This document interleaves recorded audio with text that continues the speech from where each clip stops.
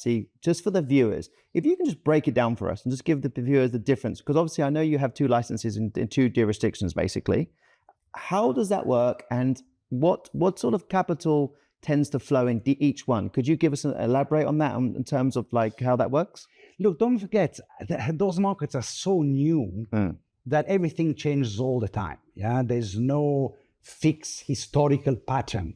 But to answer your question, I would tend to say the more institutional money would tend to go more to Abu Dhabi, but not all of it. That's fair. More entrepreneurial capital would tend to go more towards the IFC. But there's another thing which is very important about these two jurisdictions. First of all, they have one thing in common: the leaders of the country and of the respective emirates have done something very smart. Both ADGM and DIFC function with English law. That underpins a lot of credibility. It gives a lot of support for international players to have a legal system which is fully compatible with other important financial places and financial hubs in the world. And that helps a lot because, again, don't forget, we are now experiencing a civilizational tsunami. I mean, catastrophe. The world is changing enormously.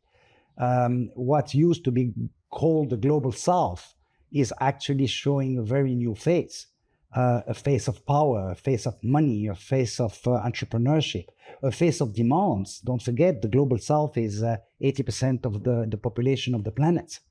So a lot of things are shifting, a lot of things are changing. The problem with the global south in comparison to OECD countries is that, you know, the rule of law in many of them is less applied. The currencies are not always convertible. There are much more obstacles to the ease you have among OECD countries.